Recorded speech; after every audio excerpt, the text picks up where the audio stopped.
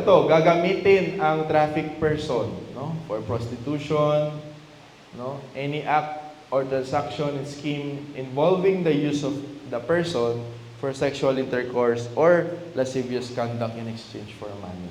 So if you're just a customer, no, also a violation. The penalty is now considerably higher. Walang probation law dito. So if found guilty, 17 to 40 years, no? Kapag bata yung biktima. So 17 to 40 years, 6 to 12 years, no, pag hindi bata. If it involves carnal knowledge, 40 years pa rin, no?